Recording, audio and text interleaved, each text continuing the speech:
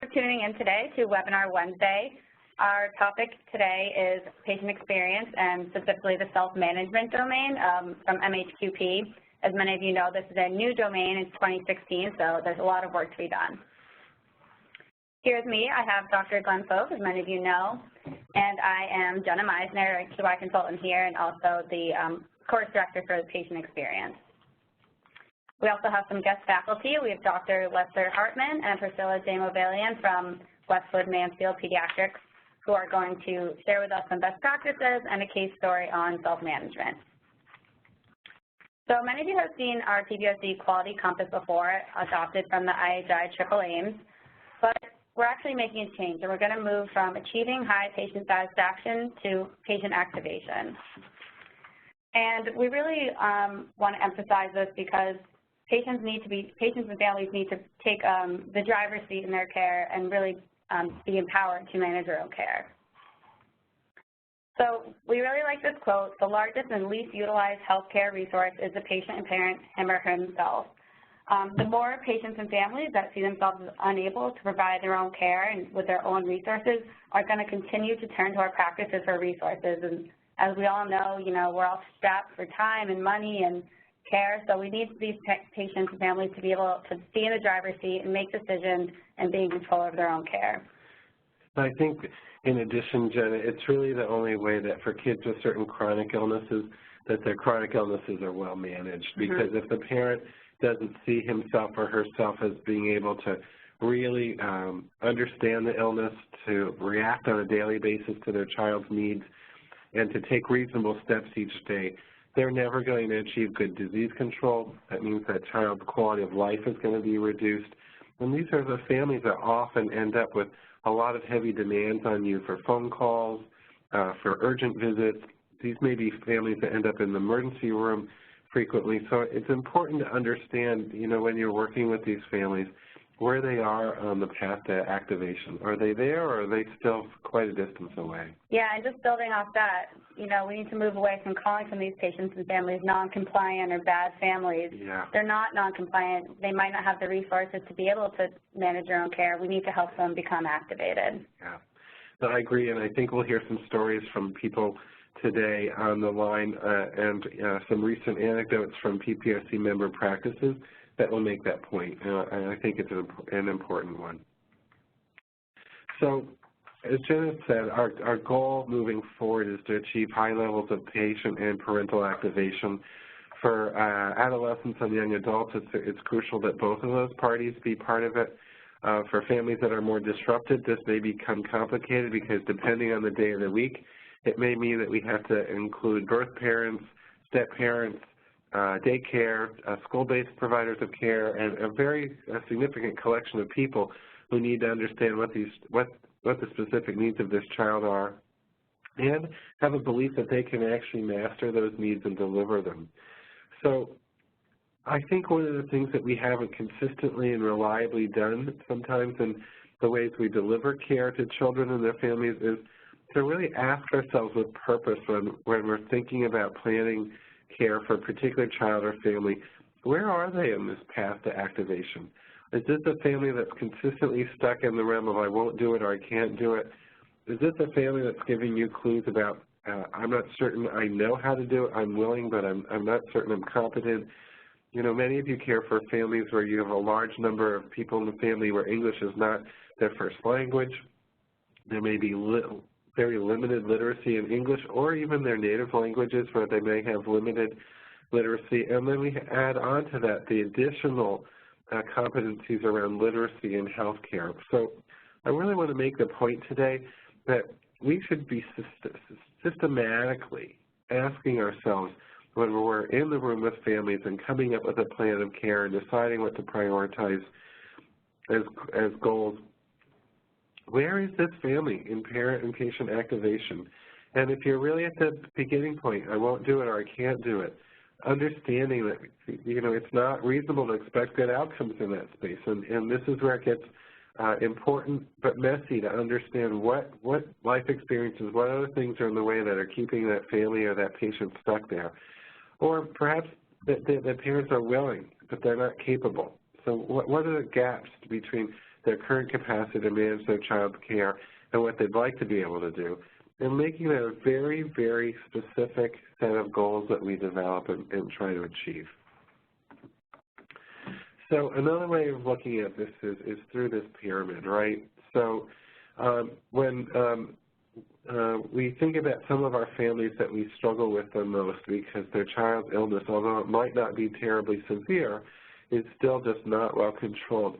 Think about where, what's your assessment of this patient and parent activation? Are they actually not only not activated, are they disengaged and purposely not taking reasonable steps? I think it's easy to have an emotional response to that as a provider. I remember one patient of mine who was continuing to smoke as an adult, even though she was oxygen dependent. And I used to sit in the exam room with her praying that, I wouldn't hear a boom from the parking lot, because I knew as soon as she left my visit, she was going to light up a cigarette and use oxygen. And I spent a couple of years being very frustrated with her as a provider. I even got to the point where I was going to fire her. And I finally asked her specifically why she was smoking. And what she revealed to me was something that if I'd asked that question in an authentic, non-judgmental way much earlier in my care for her, I would have been able to assist her in this realm of becoming engaged much more effectively, and I hadn't done it. So I think for families that are in this bottom realm, if you're starting to feel frustration with a family or a parent, it's important to sort of acknowledge that, not ignore it, but to try to get some more granular understanding on a patient or family-specific level about why that dynamic exists. We also have parents and patients who I think are inhabiting a very passive space. And they can also be frustrating. Sometimes that passivity is caused by fear. Sometimes it's lack of knowledge. Sometimes it's other beliefs that they think our treatments only have to be done on the day of the visit, and the rest of the time they don't have to. I mean, there are lots of contributing factors. But my point is this: when we look at the literature and see which kids achieve the best quality of life, the best health status, and achieve best outcomes on the quadruple aims, they're kids who either themselves or within their family units have taken on the challenge of managing their illness on a day-to-day basis, and they have competencies and abilities and beliefs that they can make a difference in their health, and then they have actions that are consistent with those beliefs. So just to remind you, I've included 2 articles on today's slide deck that speak specifically to the link between levels of patient and parent activation and the outcome with not only general outcomes of care, but also on cost data. We know that families that aren't engaged are more likely to end up with kids whose illnesses get out of control. They're also more likely to end up in high-cost care settings like inpatient admissions or emergency rooms.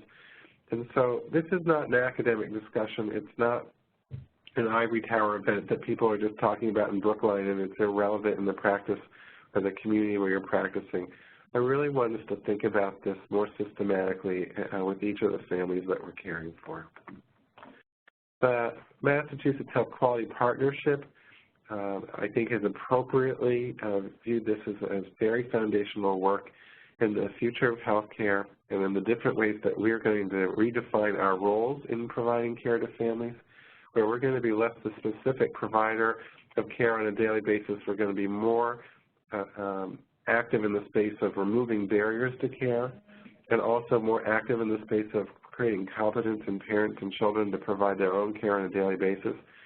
There are 2 questions which I love in this realm of patient management and activation are the following. Did you and anyone in the provider's office talk to you about specific goals for your child's health in the last 12 months?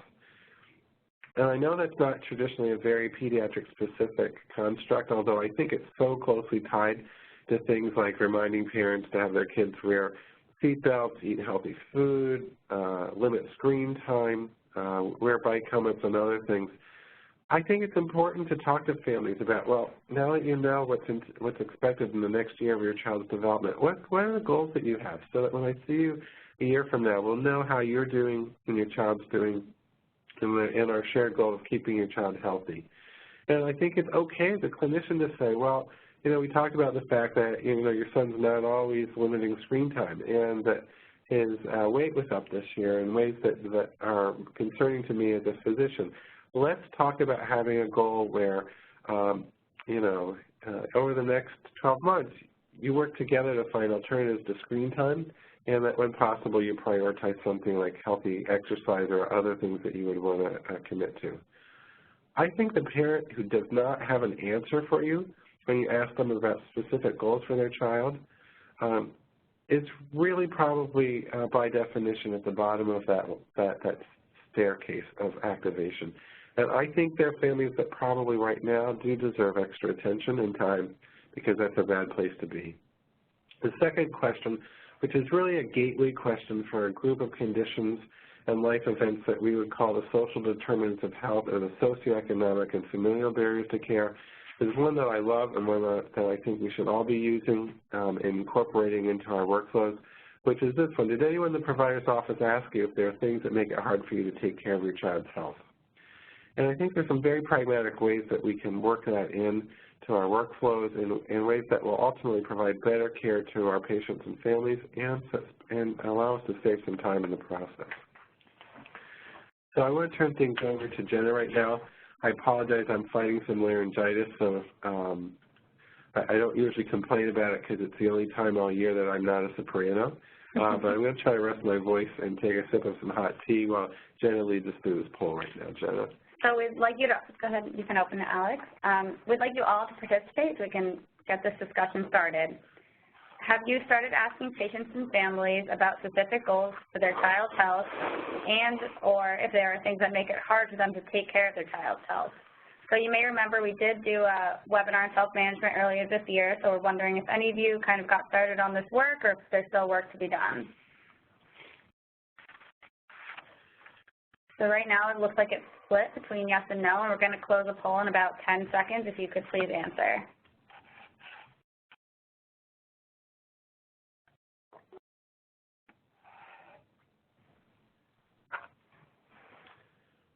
All right. If you haven't answered, we're giving you 15 seconds more to reply. If I could make eye contact you like my Baptist minister father, I would say please answer, don't avoid eye contact, let us know, because it's hard for us to come alongside and support you if you've been stuck in this area, if we're not aware that you're stuck. So it looks like it's split between yes and no. Does anyone who answered yes want to share some of the responses that they've gotten? You can raise your hand or you can chat us. If no, maybe why not? So I know from some people, Jenna, while we're looking to see if we have brave souls who want to raise their hands or chat with us, there have been some concerns that if I ask these questions, I'm going to hear this avalanche of need that I can't necessarily fix in that day. And I totally understand that fear, but I also think it's a little bit tied to a false script that we have in our head as providers, which if someone tells us something's broken, we're a failure if we don't fix it immediately. Right. That is absolutely not true, and I don't think that there are expectations by families or patients that we fix everything that's broken in their lives. That's not realistic and not achievable. But not asking sort of creates such a powerful unspoken message to families that, you're on your own, and I'm not really interested in understanding if you have particular barriers or your child has specific needs. You just got to figure it out. And I don't think that's what we want to do. And it also creates this divide between medical needs and other social determinants of health. And this year, as you know, we really want to bridge this gap and make everything one. Social needs and medical care all really affect the outcomes of our kids.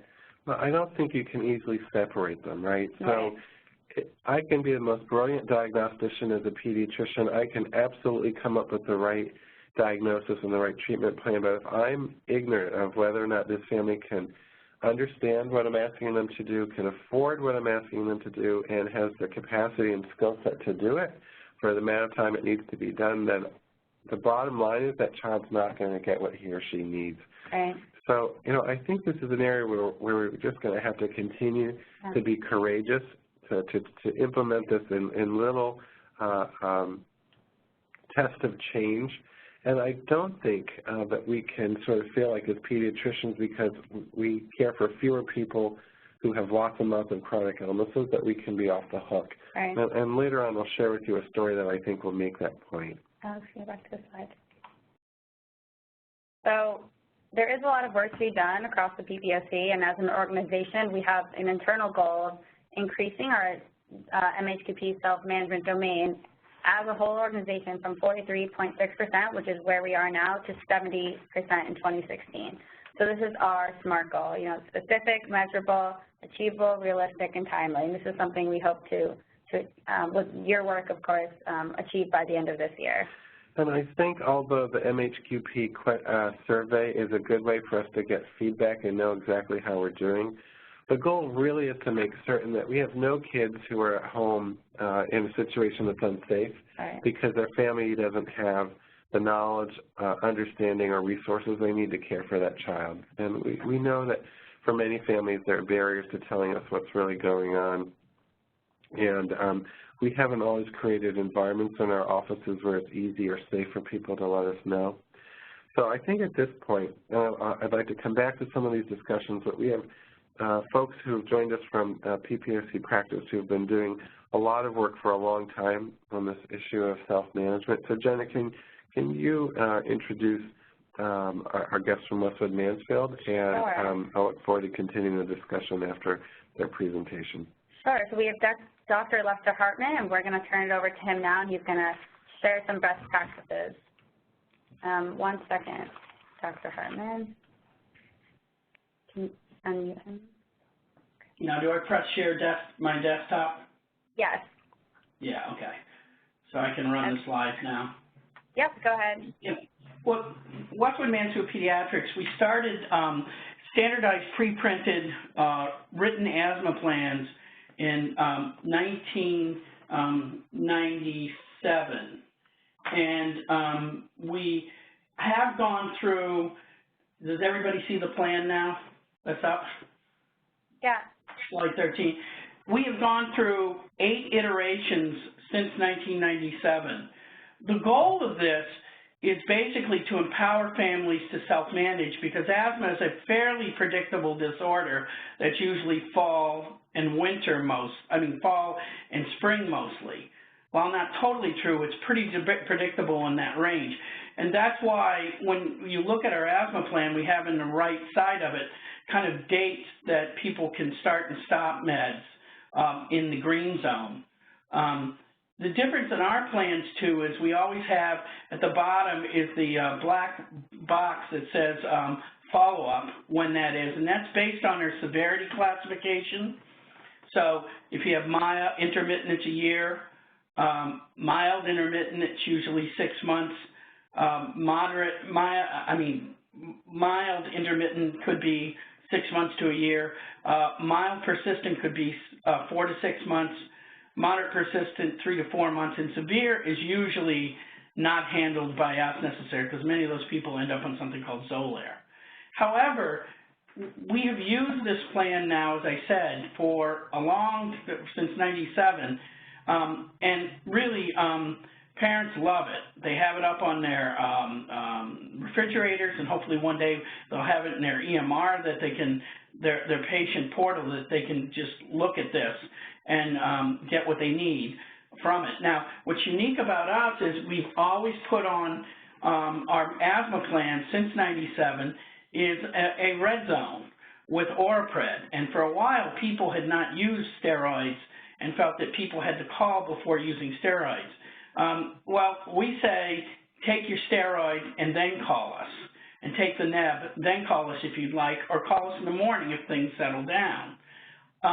In addition to this, as part of the education program when somebody's diagnosed with asthma, we give a book that I like from Tom Cloud called the 1 Minute Asthma Book.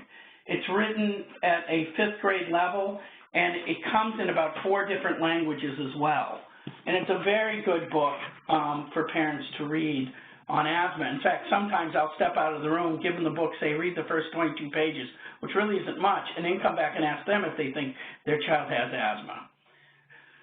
So, and if people want copies, Jenna, I know we sent them over to you, or people can email me. If you want hard copies of this, because it's in a triplicate form, we're happy to send them to you. If you want to modify it and put your own names on it, that's fine with us as well. So now, what happens when somebody hits the red zone? So then we've started what's called the Nighttime Asthma Attack Plan. I learned this from a mother years ago. She said to me, Doc, I go to the emergency room, they give 3 nabs and Orapred. Why can't I do that at home? So we started the program, and basically our philosophy is we want you to be able to keep your kid well. We want you to be able to manage your child on your own in mild to moderate attacks. You may need to call us then in severe attacks, or come see us when you're well for regular follow-up checkups according to severity classification.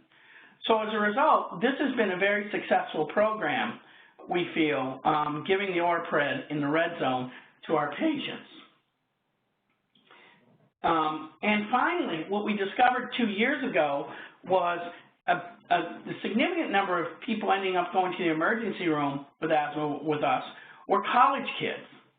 We had 100 college kids with asthma, and we began now a program by our asthma care coordinating nurse, our disease-specific nurse, who in August sent out packets to all these kids with their asthma plan, a prescription for steroids, and a young adult asthma attack plan.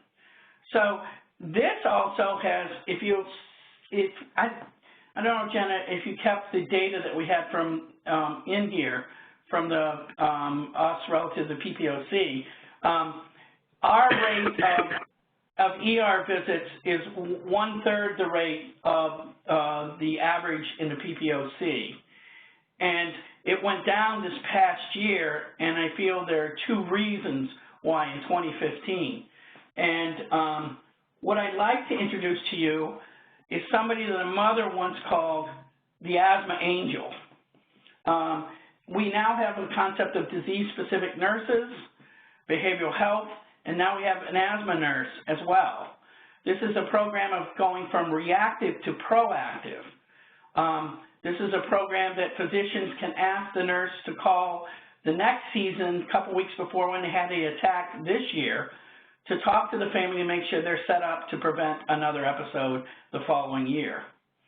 And so Priscilla will also, over the phone, talk about environmental measures that people may need, and also will instruct them on how to use their inhalers and things properly. In addition, we have 3 videos I've made. One is on how to use your inhalers with extension tubes, things like that, how to follow your asthma plan, and a pilot program we're doing around now on using oximeters in asthma. So, Priscilla, are you there? We're going to unmute her right now. Priscilla, okay. Go ahead. Thank you, Lester, and Priscilla, thanks for being part of this presentation. So as you listen to Priscilla and reflect on what we just heard from Dr. Hartman, think about the level of planning, the commitment to supporting families, the move from reactive to proactive. All those things are really crucial for families who want to take a more active role in the management of their child, but also changing beliefs that, you know, my kid has asthma and there's nothing I can do. Well, if you have tools and knowledge, there is something you can do. So, Priscilla, thanks for joining us, and look forward to hearing from you over the next few minutes what your role in this is and how it all comes together. Priscilla? Thank you. Thank you. I'm glad to join you. So basically, my coordinator, we call myself an asthma nurse coordinator. Basically, my duties are to coach families and to work with the providers.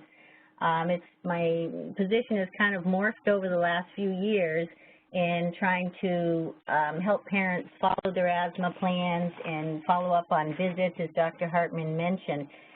One of my biggest roles also is following up on any emergency room visits that we are aware of who have attended an ER visit just for asthma symptoms or asthma exacerbations.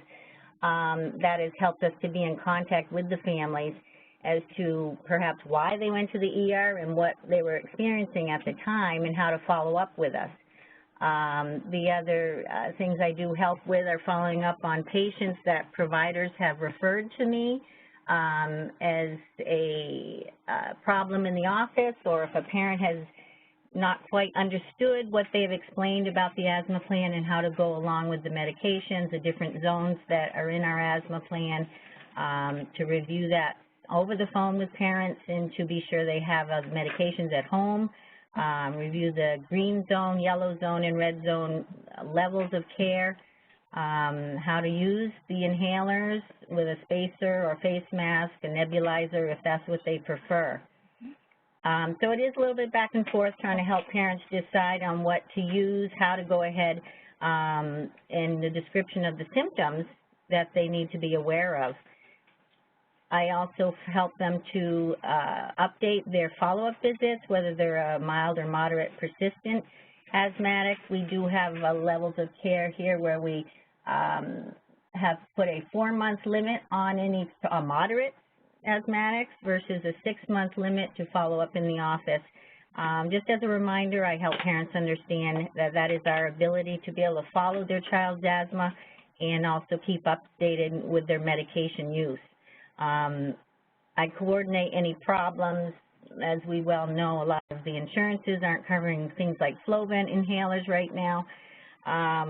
So that has been in addition to my job to help parents understand about insurance coverage and what types of medications, why there's a different type of medication or a different name even that some of the insurances will cover. So that has ended up over the last year or so been more of my job also.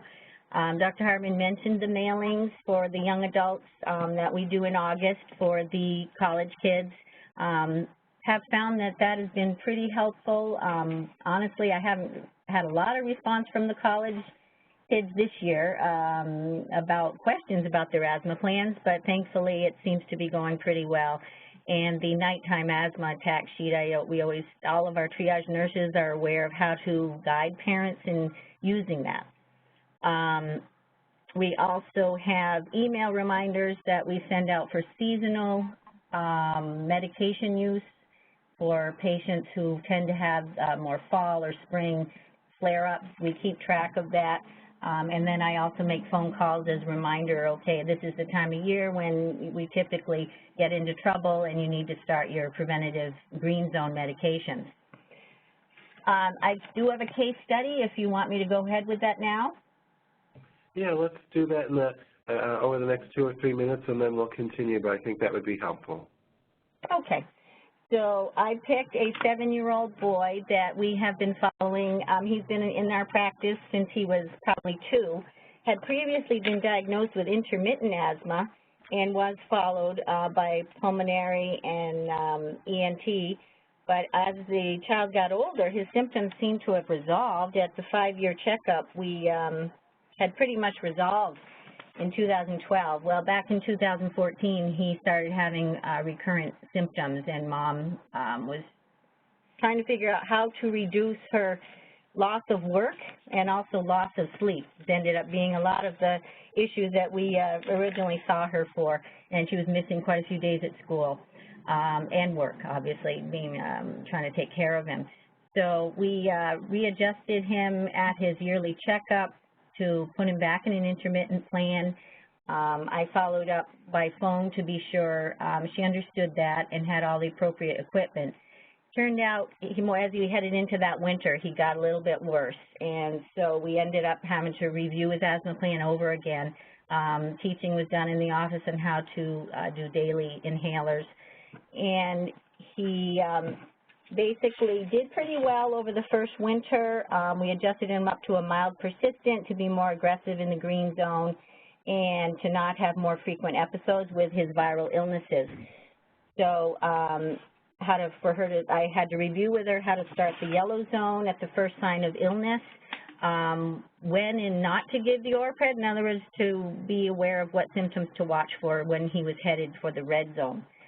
She was pretty concerned about vomiting with the Orpred and any side effects, so we coached her through that, enabled her to call for any guidance if she needed it after hours, which was helpful to her to be aware that she can call us to get guidance on what to do with worsening symptoms. So we talked about her goal was to prevent asthma exacerbations and not to hopefully avoid being in the red zone. As we headed into the fall over a year ago, I also followed her by phone after we adjusted the new plan, when to use her medications, as I mentioned, and answer any questions, and to be sure our goals were the same. You know, that he would be able to attend school, and she would end up going to work and not have sleepless nights.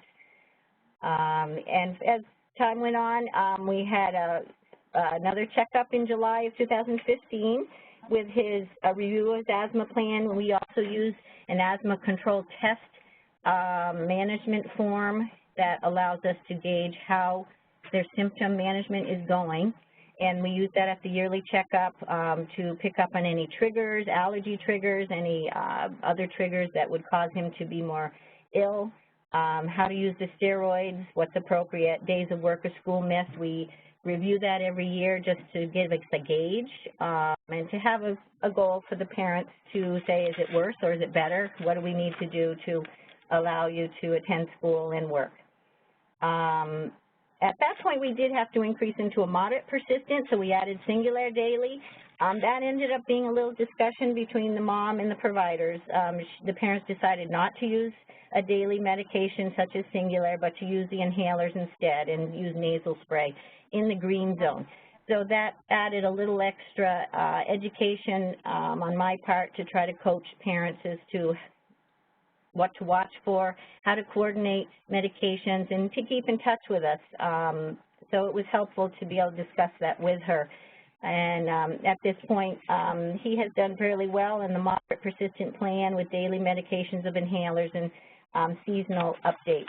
And so I keep in touch with this family more towards the fall. I will call them again and just to update on medication use for the fall going into the winter.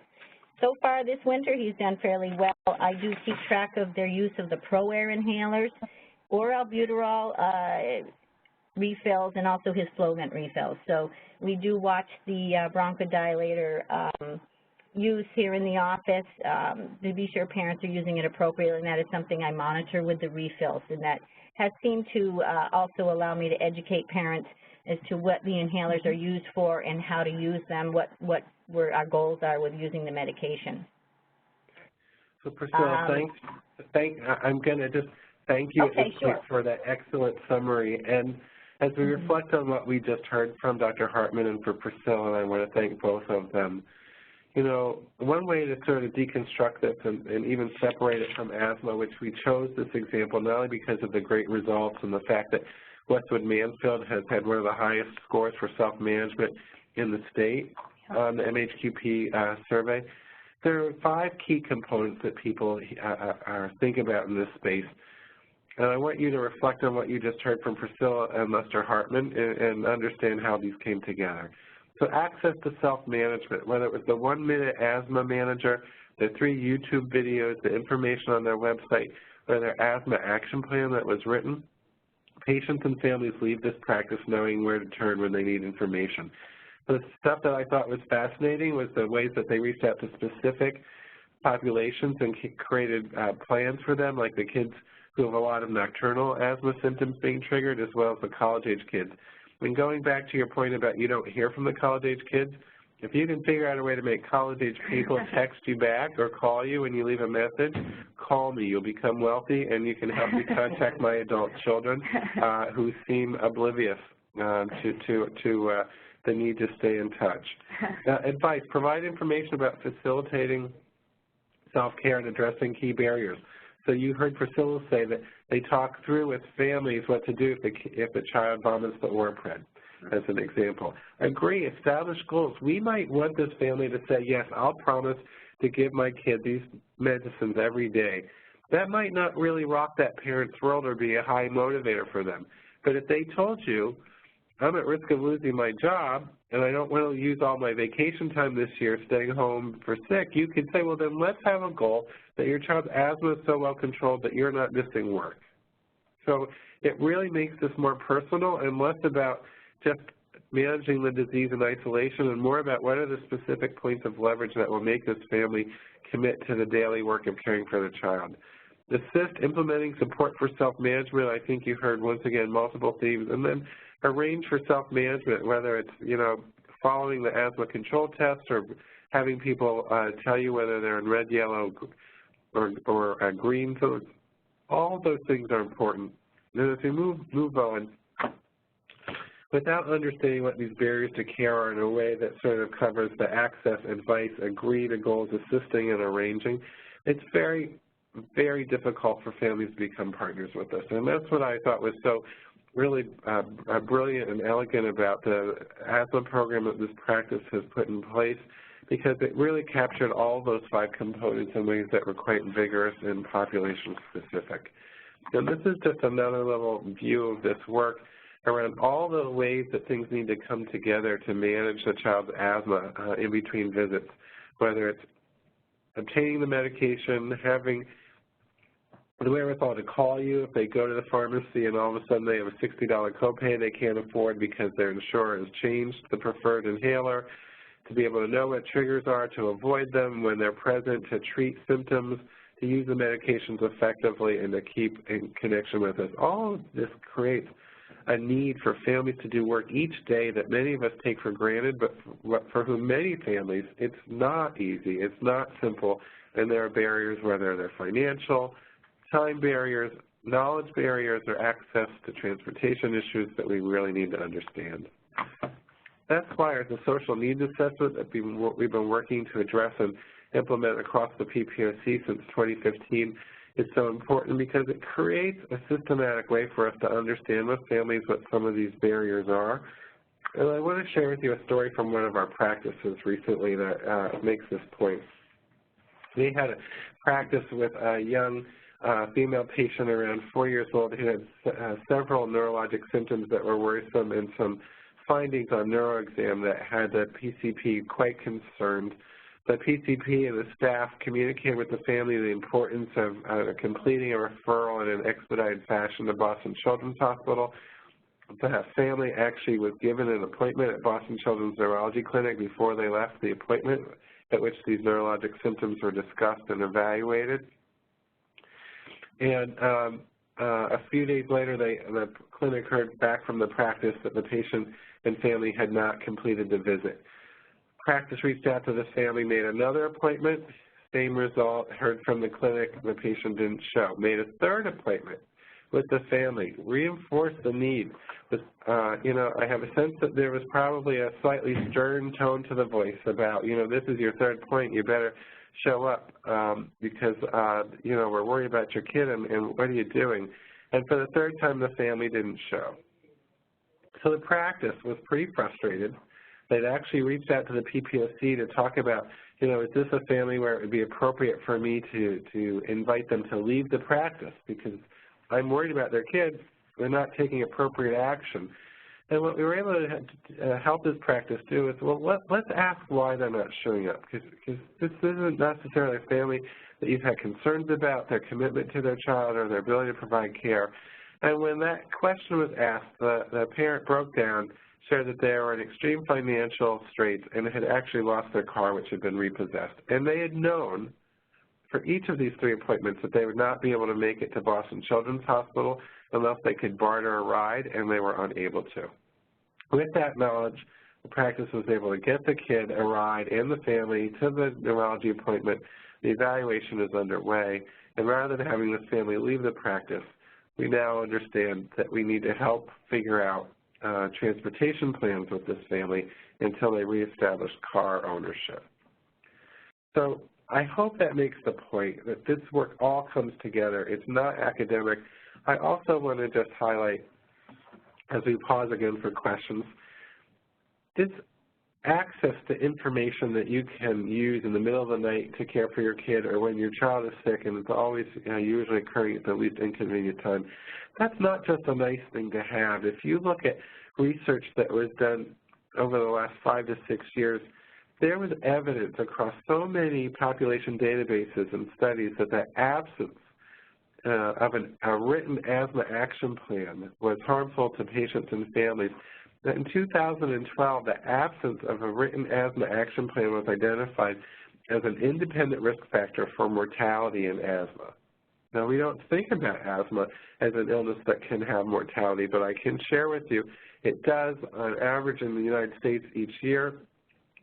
The number of asthma-related deaths is significant. It's disproportionately an issue for people who live in poverty and for certain racial and ethnic groups.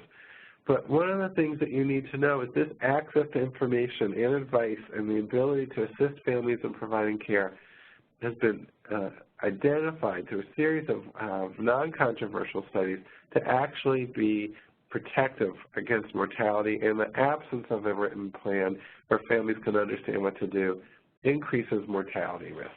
So I want to pause here to see what questions you have before we wrap up. Our slide deck has some best practices that you can review, as well as some things not to do. I'd like to pause to make certain we have a chance to hear your questions on them. I would be particularly interested in hearing from someone who's sitting out there listening and saying, well, this is all great pie-in-the-sky stuff, but it's not something I can really do. I'd love to share some dialogue with you about whether or not that's an accurate assessment, or whether there are even small things that we can do that would make a difference in this space. So I appreciate your attendance and your patience. I'm looking now for folks who have particular questions or comments they'd like to share.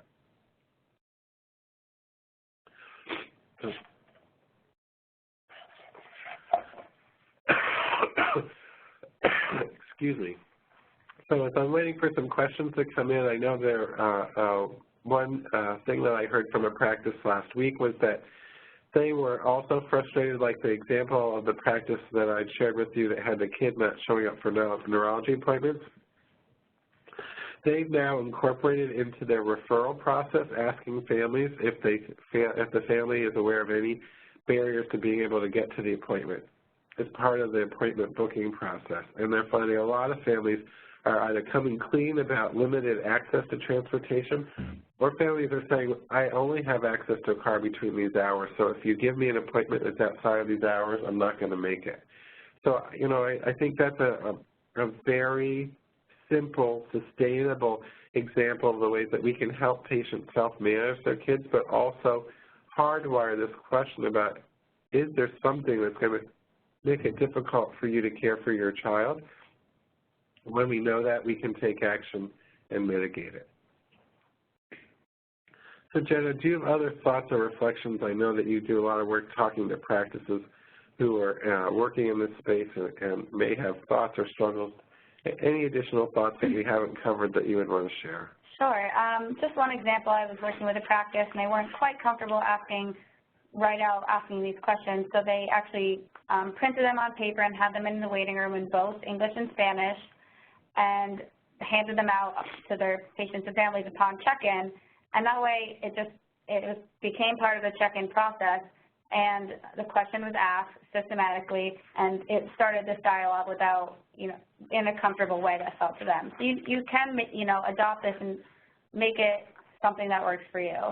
Another practice sends out surveys after through email, just 2 or 3 simple questions, and includes this as well. So there's a lot of ways you can do this. Yeah. So I mean, as we wrap up, and I appreciate people's time and attention, perhaps my request and challenge to you is this. In the next 48 hours, I'm certain all of you are going to be either on the phone or facing in person a family that has a kid who's not doing particularly well, who has an illness that might not be under great control, and you might not be certain why. I would ask you, be thoughtful with just that one family and ask yourself 3 questions. 1, where is this family on the path to activation? And once you have that answer, the second question would be, have I provided them information in a way that's consistent with the 5 A's? And then my final question is, have we created an environment for this family where they could tell us if there's something they already know is making it hard for them to care for their child? I think if we can do this systematically across the PPSC, we'll be well-positioned to dramatically improve the health status of children and families across our network. So I'm going to wrap up here. So we've included some things not to do. The big message here is don't try to boil the ocean or assume that families aren't compliant because they're just screw-ups or they don't like you. Yeah. There are often deep-seated reasons why they're struggling.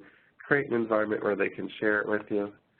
Don't bring tone or condescension into these conversations. They will not tell you if you're lecturing them or treating them in a way that's condescending. Make certain that families know you want to partner with them and start to normalize not only asking about barriers but about goals. Families who don't have goals should receive some extra attention from you. And know that some small steps can go a long way. So whether it's asking the transportation question at referrals or just asking about goals for the child's health for the next year, those are powerful messages that show you care and you're willing to be in the space with them.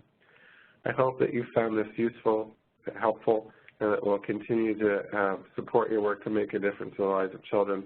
Thank you, everyone, and have a good day.